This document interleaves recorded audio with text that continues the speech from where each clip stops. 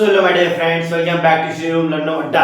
तो आज हम यहाँ पे लेक्चर नंबर 5 लेके आए हैं चैप्टर ग्रेविटेशन का। यहाँ पे कोई टॉपिक हम डिस्कस नहीं करने वाले हैं। अपने लेक्चर 1, 2, 3, 4 चारों लेक्चर हमने डिस्कस कर लिया है। जो भी थ्योरेटिकल पार्ट थे सबको डिस्कस कर लिया है। एक दो न्यूमेरिकल्स भी बीच बीच में हमने किया था, बट यहाँ पे हम लोग मेनली डिस्कस करने वाले हैं अबाउट द न्यूमेरिकल्स, यानी कि फिजिक्स में आपको न्यूमेरिकल्स करना है। अगर आपने न्यूमेरिकल्स नहीं किया है, यानी आपने सिर्फ अपने चैप्टर का 50% कवर किया है थ्योरेटिकल पार्ट, और 50% न्यूमेरिकल पार्ट जो आने वाला है क्वेश्चन में, आप उससे डील नहीं कर पाओगे।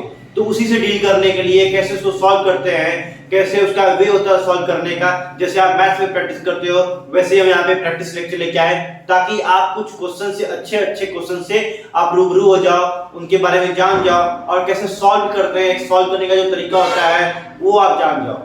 तो चलिए शुरू करते हैं अपने लेक्चर को। देखिए मैंने यहाँ पे चार क्वेश्चन दे के रखे हुए हैं, और चारों क्वेश्चन आपको ध्यान से पढ़ना है। मैं एक बार रीड करके सुना देता हूँ, अगर आपको कहीं पे प्रॉब्लम हो समझने में, देखने में, या फिर आपको समझ में नहीं आ रहा है तो मैं एक बार रीड कर देता हूँ, फटाक से ध्यान से सुनिएगा, ठीक। So calculate the value of acceleration due to gravity on the surface of the moon. जहां पे रेडियस ऑफ द मून दिया है 1740 kilometre, mass of the moon दिया है 7.4 into 10 की पावर 22 kg, जी दिया है यूनिवर्सल ग्रेविटेशनल कांस्टेंट 6.7 into 10 की पावर -11 न्यूटन मीटर स्क्वायर पर kg square, right. Now question number second, a cricket ball is dropped from a height of 20 meters. Calculate speed of the ball when it hits the ground. D. Calculate time taken to fall through this height. और आपको g लेना है 10 metre per second. A ball is question number third. A ball is thrown up with a speed of 50 meters per second. How high will it go before it begins to fall? G लेना है 10 metre per second. Question number 4 दिया है, a man weighs 600 Newton on the earth. What is his mass? G लेना है आपको 10 metre per second square. If he were taken to the moon, अगर वो moon पे ले जाया जाता है तब his weight would be 100 Newton, उसका वेट 100 न्यूटन हो जाएगा। What is his mass on the moon? उसका मास मून पे क्या होगा?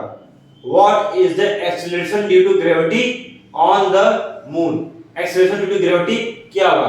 पहले ये चार आप क्वेश्चन कीजिए, इनको ट्राई कीजिए, उसके बाद पॉज करके आप ट्राई कर लीजिए, उसके बाद मैं इनको करवाता हूं। उसके आगे भी बहुत ढेर सारे क्वेश्चंस हैं, ठीक।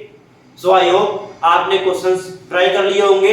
तो चलिए अब मैं इसको सॉल्व करता हूं। सो डियर फ्रेंड्स, यहाँ पे क्वेश्चन नंबर 1 दिया है। यहाँ पे हमको क्या करना है, यहाँ पे हमको निकालना है acceleration due to gravity on the moon. हमको रेडियस दिया है, मास ऑफ द मून दिया है, रेडियस ऑफ द मून दिया है, एंड कैपिटल जी की वैल्यू दे के रखी है। हमको निकालना क्या है, हमको स्मॉल जी निकालना है, राइट। ये स्मॉल जी हमको निकालना है। इसका फॉर्मूला क्या होता है, हमने डेरिवेशन में पढ़ रखा है, G equal to capital G m upon r square.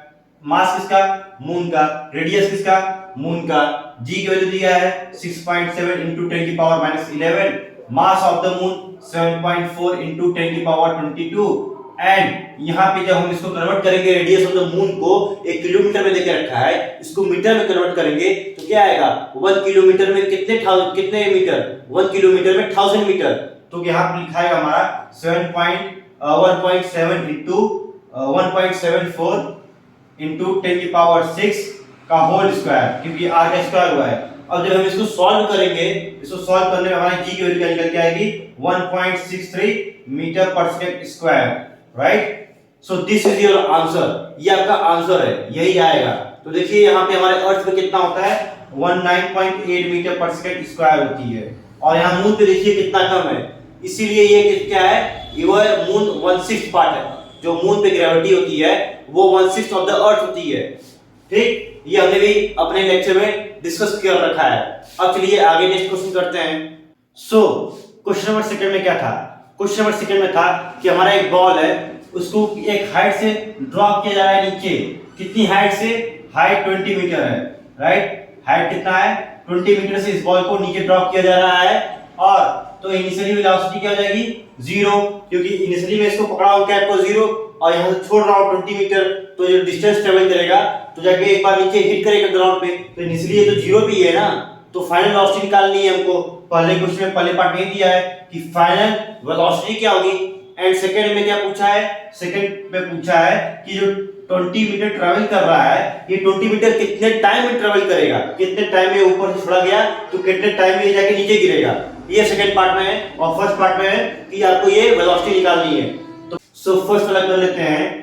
तो हमको फाइंड आउट करना है, v फाइंड करना है। तो थर्ड इक्वेशन हम उसमें यूज करेंगे, v square minus u square equal to 2gh, right. तो v हमको फाइंड करना है, v square minus u square, u 0 है, 2 into g 9.8, या फिर इसको लिखते हैं सीधा 10 इजी कैलकुलेशन के लिए। तो इनटू हाइट 20 दिया है, तो v स्क्वायर इक्वल टू कितना आ जाएगा 400। तो v equal to under root 400, यानी v कितना आ जाएगा 20 मीटर पर सेकेंड। ये आपका क्या आ गया, वेलोसिटी जब ये ग्राउंड को हिट करेगा। अब सेकंड पार्ट में क्या था, सेकंड पार्ट में हमको करना था टाइम निकालना था कि जो डिस्टेंस ट्रेवल कर रहा है कितने टाइम में ऊपर से नीचे आके हिट कर रहा है ग्राउंड को, जहां से ड्रॉप किया गया है। तो इसके लिए हम लोग फर्स्ट इक्वेशन हम यूज करेंगे, v equal to u plus gt। तो v हमारा निकल गया 20 है, इनिशियली क्या था 0 था इनिशियल वेलोसिटी, g हमारा 10 है, टाइम हमको निकालना है। तो 20/10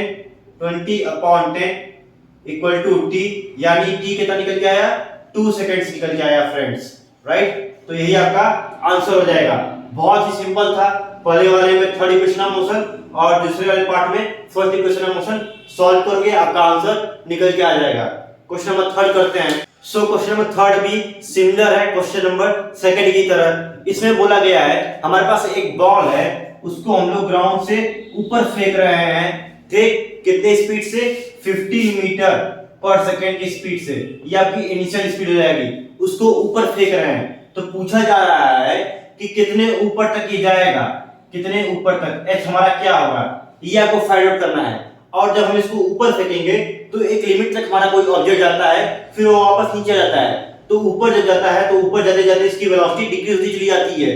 तो ऊपर जाके एक ऐसा पॉइंट आता है जहां पे v इक्वल टू 0 होता है, फाइनल वेलोसिटी इक्वल टू 0 होता है, और फिर वहां से वापस वो गिरना शुरू हो जाता है, यानी नीचे आना शुरू हो जाता है। तो हमको यहाँ पे हाइट निकालनी है एक्चुअली कि ये कितना हाइट आपका कवर करेगा। टाइम यहाँ पे नहीं देकर रखा है, सिर्फ दिया है कि इनिशियल वेलोसिटी आपकी 15 मीटर पर सेकंड है। फाइनल हमको पता है कि ऊपर जाएगा तो एक पॉइंट आएगा जहां पे ये 0 वेलोसिटी हो जाएगी, तो वहां पे आपकी फाइनल वेलोसिटी हो जाएगी। h हमको निकालना है, तो कौन सा यहाँ पे फॉर्मूला यूज होगा, यहाँ पे होगा third equation of motion formula use होगा। तो v square minus u square equal to 2gh। अब देखिए यहाँ पे g क्या है, जब हमारा कोई ऑब्जेक्ट नीचे फॉल करता है तब g positively 9.8 metre per second square लगता है, और जब कोई ऑब्जेक्ट ग्रेविटी तो नीचे पुल कर रही है और ये ऊपर हम इसको फेंक रहे हैं, तो ग्रेविटी के नेगेटिव में काम कर रहा है ना, ग्रेविटी भाई तो नीचे पुल कर रही है इसको, लेकिन जब मैं इसको ऊपर उठा के लेके आ रहा हूँ तो ग्रेविटी के अगेंस्ट काम करवा रहा हूँ ना, तो इसके ऊपर जब ऑब्जेक्ट ग्रेविटी के अगेंस्ट में उल्टी डायरेक्शन में जाने लगता है तब उसको नेगेटिव में लेते हैं। तो यहाँ पे g नहीं होगा, यहाँ पे माइनस g होगा, राइट। इस चीज का ध्यान दीजिएगा आप लोग कि ऑब्जेक्ट ऊपर जा रहा है या फिर नीचे आ रहा है। यहाँ पे ऑब्जेक्ट ऊपर जा रहा है तो यहाँ पे माइनस g लगेगा। तो v क्या है, v आपका 0 हो जाएगा, माइनस u स्क्वायर 15 का स्क्वायर करेंगे यहाँ पे हम लोग equal to 2 into minus 10 into h हमको नहीं पता है। अब क्या करेंगे यहाँ पे हम लोग, यहाँ पे माइनस 225 आ जाएगा equal to minus 20 into h। अब क्या करेंगे हम लोग यहाँ पे, अब यहाँ पे हम क्या करेंगे माइनस 20 इधर भेज देंगे, तो minus 225 upon minus 20 equal to h। अब यहाँ पे कैलकुलेशन आप लोग करोगे, 5 से डिवाइड हो जाएगा, आपका आंसर इजीली निकल के आ जाएगा। आपका आंसर राइट बहुत ही इजी है। यहाँ पे 22.5 इस 0 को ऊपर डिवाइड कर देंगे अपॉन 2 इक्वल टू h आ जाएगा। अब यहाँ पे आपका क्या आ जाएगा, h इक्वल टू 11.25 मीटर्स, ये आपका आंसर निकल जाएगा। इसको जब डिवाइड करोगे आप लोग 2 1 जा 2, 2 1 जा 2, 0.2 जा 4 और यहाँ पे 5 रहेगा, तो ये आपका आंसर निकल जाएगा 11.25 मीटर। ये आपका आंसर निकल के आ जाएगा, राइट। तो सिंपल सा था क्वेश्चन नंबर 3 भी। सो क्वेश्चन नंबर 4 में क्या बोल के रखा है, क्वेश्चन नंबर 4 में बोल के रखा है कि अर्थ पे आपका वेट है 600 न्यूटन, राइट, और वही मून पे कितना वेट जा रहा है, मून पे वेट और ये अर्थ पे वेट, ठीक 100 न्यूटन जा रहा है मून पे वेट आपका, और जी लेना है आपको 10 मीटर पर सेकंड स्क्वायर लेना है। तो पहले फाइंड करना है कि आपका अर्थ पे कितना है, ये अर्थ का जी दे के रखा है आपको, और बाद में आपको क्या फाइंड करना है, ये फाइंड करना है मून पे। ये अर्थ का जी आपको देख रखा है, मून पे ग्रेविटेशनल एक्सेलरेशन निकालना है और पहले मास निकालना है आपको। ठीक, इस ऑब्जेक्ट का मास निकालना है आपको, और मास हर जगह पूरे यूनिवर्स में कांस्टेंट होता है, ये तो आपको पता है ना।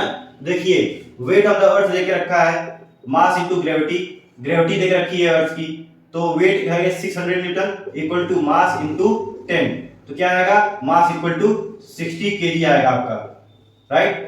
ये आपका मास निकल के आ गया, और यही मास मून पे भी होगा। ठीक, अब क्या करना है, अब आपको निकालना है gravitation on the moon, gravity on the moon. तो सिंपल से करना क्या है आपको, यही फॉर्मूला यूज करना है, weight on the moon equal to mass into gravity on moon. तो वेट ऑन मून क्या दिख रखा है आपको, 100 देख रखा है, मास कितना आया है 60 आया है, इनटू जीएम। अब जीएम क्या करोगे आप, तो 100 डिवाइड बाई 60 यानी कि 10/6, यही आपका आंसर आएगा metre per second square. So simple to do, यही करना था क्वेश्चन नंबर 4 में। अगर यही आंसर आपका आया है तो बढ़िया है। अब इसको आप लोग डिवाइड करके फ्रैक्शन फॉर्म में कर लोगे। अब चलिए कुछ आगे क्वेश्चन करते हैं। तो हमारे पास है यहाँ पे क्वेश्चन नंबर 5, जहाँ पे हमको करना है, यहाँ पे बहुत ही सिंपल सा क्वेश्चन है। A rectangular wooden block has mass of 4 kg. The length, breadth and height of this wooden block are 50 cm, 25 cm and 10 cm respectively. Find the pressure on the tabletop when the wooden block is kept with its surface measuring 50 by 25 cm on the table, and when the wooden block is kept with its surface measuring 25 by 10 cm on the table। यानी कि एक बार आपका इस तरीके से table पर रखा गया है वुडन ब्लॉक, राइट, इस तरीके से रखा गया है। एक कंडीशन ए हो गई, और कंडीशन बी में आपका कुछ इस तरीके से रखा गया है, राइट, एक कंडीशन बी हो गई। तो ये जो कंडीशन में आपको फाइंड आउट करना है। तो देखिए सबसे पहले फोर्स निकाल लेंगे, फोर्स कितना ये लगा रहा है, मतलब वेट इसका कितना है, तो वेट निकालते हैं। वेट के लिए फॉर्मूला होता है F equal to mass into gravity. तो मास दिया है 4 केजी, ग्रेविटी ले लेते हैं 10 इक्वल टू 40 न्यूटन, ये निकल के आ गया भैया। Force is the type of weight जो होता है, ऐसे ये वेट निकल के आ जाएगा। ठीक, तो weight is the type of force, इसलिए मैंने यहां पर फोर्स लिख दिया। अब पहली कंडीशन में क्या बोल रहा है, पहली कंडीशन में दिया है कि सरफेस मेजरिंग 50 सेंटीमीटर 25 सेंटीमीटर। ठीक, तो प्रेशर निकालने के लिए फॉर्मूला क्या होता है, फोर्स अपॉन एरिया। एरिया निकालने के लिए देखे रखा है 50 centimetre into 25 centimetre, length into breadth यहां पे करने वाले हैं, क्योंकि यहां पे 50 हो जाएगा, ये 25 आपका हो जाएगा, ये 50 और ये 25 हो जाएगा आपका, और यहाँ पे 25 हो जाएगा नीचे, 10 हो जाएगा नीचे वाला, 25 हो जाएगा बगल वाला। ठीक, तो ये आपका इस तरीके से मेजरमेंट हो गया। अब देखिए यहाँ पे तो फोर्स दिया है 40 अपॉन एरिया, सेंटीमीटर में दिया है, बट इसका एसआई यूनिट क्या होता है, प्रेशर का एसआई यूनिट होता है न्यूटन पर मीटर स्क्वायर। तो यहाँ पे दिया है 50 सेंटीमीटर 25 सेंटीमीटर, इसको कन्वर्ट करेंगे हम लोग किसमें, मीटर में। तो मीटर में कन्वर्ट करने के लिए क्या करना पड़ेगा, 100 से डिवाइड करना पड़ेगा, दोनों को 100 से डिवाइड कर देंगे हम लोग यहीं पे। ठीक, बहुत ही सिंपल है। तो देखिए तो यहाँ पे आएगा 0.5 इंटू 0.25 यानी 400 डिवाइड बाई 0.125 आ जाएगा। और जब हम इसको डिवाइड करेंगे तो डिवाइड करने पे आपका आंसर निकल के आएगा 320, राइट, 320 न्यूटन पर मीटर स्क्वायर। ये आपका आ जाएगा ए का आंसर। बी का आंसर क्या आएगा, P equal to F upon A and F equal to 40। A कितना हो जाएगा 25 इंटू 10 दिया है, इसको 100 से डिवाइड करेंगे, दोनों को 100 से डिवाइड करेंगे तो कितना आएगा आंसर, यहाँ पे 0.25 इंटू 0.1 आएगा, राइट।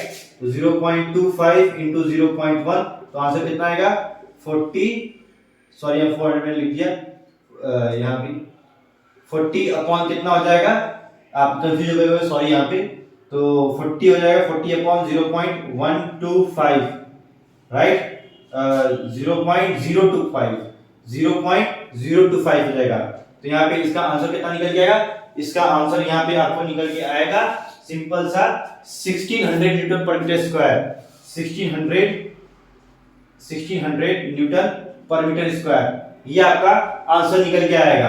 तो पहले में क्या किया आपने, पहले यहाँ पे वेट निकाल दिया, weight is a type of force, तो फोर्स निकल के आएगा 40 न्यूटन, मतलब कि वेट क्या हो गया, जो वेट ग्रेविटी इसके नीचे लगा रही है, mg जो हो गया इसका। ठीक, ये क्या हो गया इसका mg शो कर रहा है, mg क्या हो जाए वेट, ये हमने निकाला, and weight is a type of force. फिर ए हमने फोर्स अपॉन एरिया, एरिया यहाँ पे सेंटीमीटर में लेके रखा हुआ था दोनों का, उसको मैंने क्या किया मीटर में कन्वर्ट कर दिया। क्यों? क्योंकि इसका SI यूनिट क्या होता है प्रेशर का, न्यूटन पर metre square.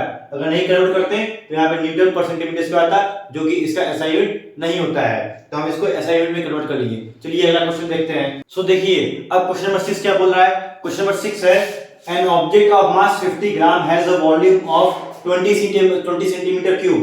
Calculate the density of the object if the density of water be 1 gram per centimeter cube state whether the object will sink or float। तो सिंपल से यहाँ पे density निकालेंगे। डेंसिटी क्या होता है, मास अपॉन वॉल्यूम।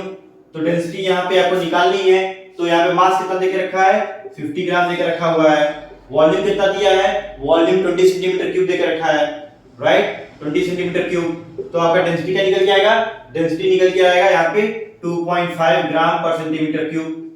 ये आपका आएगा आंसर, डेंसिटी निकल के आया, राइट। अब पूछा है state whether object will sink और फ्लोट। अब बताना है आपको ऑब्जेक्ट सिंक करेगा या फिर फ्लोट करेगा। तो देखिए यहाँ पे वाटर का डेंसिटी देकर रखा है 1 ग्राम पर सेंटीमीटर क्यूब देकर रखा है। अगर इससे ज्यादा डेंसिटी होगी तो ऑब्जेक्ट इसमें डूब जाएगा, अगर इससे कम डेंसिटी होगी तो ऑब्जेक्ट फ्लोट करेगा। तो यहाँ पे इसकी डेंसिटी 2.5 निकल के आएगी ऑब्जेक्ट की, यानी कि इससे वाटर की डेंसिटी ज्यादा है, so it will sink, object will sink, object डूब जाएगा। चलिए क्वेश्चन नंबर 7 करते हैं। देखिए अब क्वेश्चन नंबर 7 करेंगे। क्वेश्चन नंबर 7 बहुत ही इजी है, देखिए बहुत ही सिंपल है, इसको आराम से समझिएगा, ठीक। लास्ट क्वेश्चन है, इसके बाद हम वीडियो को एंड करने वाले हैं। So the question is the volume of a solid of mass 500 gram is 350 centimetre cube लिखा है, 350 centimetre cube. Find the density of solid. Second, find mass of the water displaced by the solid कितना होगा, relative density of the solid निकालना है। Fourth पूछा है it will sink और float, ये डूबेगा या फिर तैरेगा। चलिए पहला करते हैं सिंपल सा। डेंसिटी होती है मास अपॉन वॉल्यूम, तो मास कितना देकर रखा हुआ है 500 ग्राम, राइट, अपॉन 350 सेंटीमीटर क्यूब दिया है, वॉल्यूम 350 सेंटीमीटर क्या दिया है, वॉल्यूम 350 सेंटीमीटर क्यूब। अब इसका आंसर आएगा 1.42 ग्राम पर सेंटीमीटर क्यूब। ये आपका एक आंसर आ गया।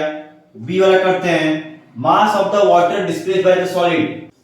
ये मैंने लिक्विड बीकर ले लिया, इसके अंदर लिक्विड है। अब मैं कोई मास डालता हूं सॉलिड, ठीक, इसके अंदर पानी पूरा भरा हुआ था।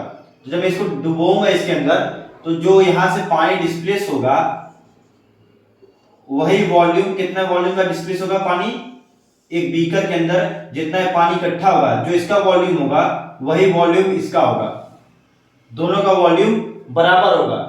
जो वॉल्यूम होगा इस सॉलिड स्फीयर का वही वॉल्यूम होगा जो यहाँ पे इस सॉलिड स्फीयर के द्वारा डिस्प्लेस हुआ वाटर है, वाटर का भी वॉल्यूम उतना ही होगा जितना सॉलिड स्फीयर का है। ये तुमने आर्गोनिक्स के लेक्चर में पढ़ा, राइट। तो जो यहाँ पे वॉल्यूम था सॉलिड का वही तो वॉल्यूम होगा इस वाटर का डिस्प्लेस जो हुआ है वाटर। तो वाटर डिस्प्लेस्ड का volume, volume of water displaced equal to 350 centimetre cube. अब डेंसिटी ऑफ वाटर क्या होता है, density of water equal to 1 gram per centimetre cube होता है। अब लगा दो formula, D equal to m upon v, mass upon volume. D दिया है 1 और यहाँ पे आपका मास निकालना है, मास ऑफ वाटर, कितना मास डिस्प्लेस हुआ है वाटर का। अब यहाँ पे क्या करना है, आपको लिखना है volume of water displaced, volume की जगह क्या लिखना है 350, यानी कि मास कितना आएगा 350 आएगा, 350 ग्राम। सो ये मास है वाटर का जो डिस्प्लेस हुआ है, ठीक, इस सॉलिड ऑब्जेक्ट की वजह से। Relative density of the solid, relative density क्या होती है देख लीजिए आप, सी वाला यहीं पे, relative density equal to density of solid, right, density of solid upon density of water, density of water.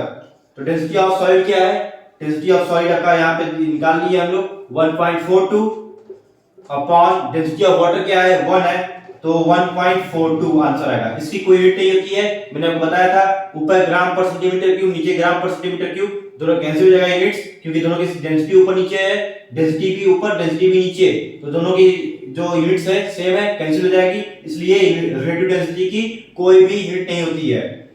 तो अब बताइए ऑब्जेक्ट जो होगा चौथे में क्या पूछा है, फ्लोट करेगा या फिर सिंक करेगा। तो यहाँ पे सिंपल सा आंसर आएगा सिंक कर जाएगा। क्यों सिंक कर जाएगा? क्योंकि वाटर की डेंसिटी होती है 1 ग्राम पर सेंटीमीटर क्यूब, और इसका कितना आया है 1.42 ग्राम पर सेंटीमीटर क्यूब, यानी कि वाटर की डेंसिटी से इस ऑब्जेक्ट का सॉलिड ऑब्जेक्ट का डेंसिटी ज्यादा है, यानी कि ये ऑब्जेक्ट सिंक कर जाएगा, राइट। इसका रीजन लिखा है कि since the relative density of the solid is 1.42 greater than the relative density of the water, therefore this solid is heavier than water and hence it will sink। यानी कि relative density भी देखते हैं, relative density क्या है 1.42 है, और water का रिलेटिव डेंसिटी क्या होता है, वाटर का रिलेटिव डेंसिटी होता है 1 होता है, यहाँ पे कितना होता है 1, और ये आरडी इस सॉलिड का ज्यादा है, इस वजह से ये क्या होगा ऑब्जेक्ट डूब जाएगा। सो आई होप आपको ये जितने भी क्वेश्चन मैंने करवाया है वो समझ में आया होगा और इसको आप अच्छे से प्रैक्टिस करोगे। So meet you in the next chapter, तब तक के लिए जय हिंद।